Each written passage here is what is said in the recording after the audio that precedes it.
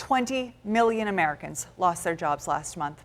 For those families, the reopening can't come soon enough, and they hope to get back to work soon. Until that day comes, though, we are hearing from many of you still waiting for answers about when you'll get your unemployment benefits.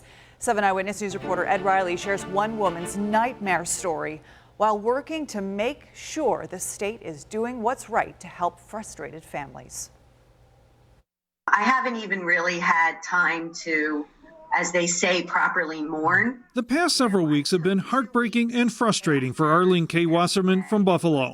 Her husband, Mark, of 32 years, died suddenly on February 28th. She closed her small sewing business called Fashion Lab New York on Hurdle Avenue to mourn.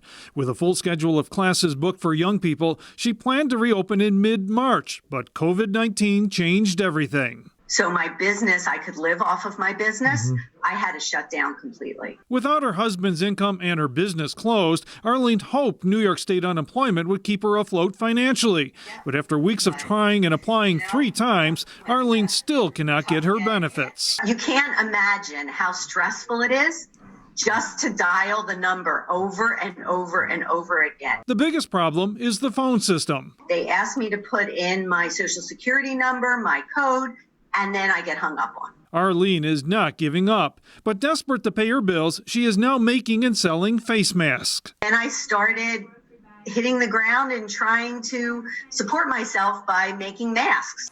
We have administered 3 times more than the state put out all of last year. The state has increased the number of people handling calls and processing applications from 400 working 5 days per week to 3,100 people working 7 days per week. Even with that, officials know there are people still not getting through. And in the coming days, we're going to roll out a new effort to proactively inform New Yorkers about the status of their unemployment benefit applications using emails and text messages. One of the big worries is COVID-19 could force the closure of many small businesses.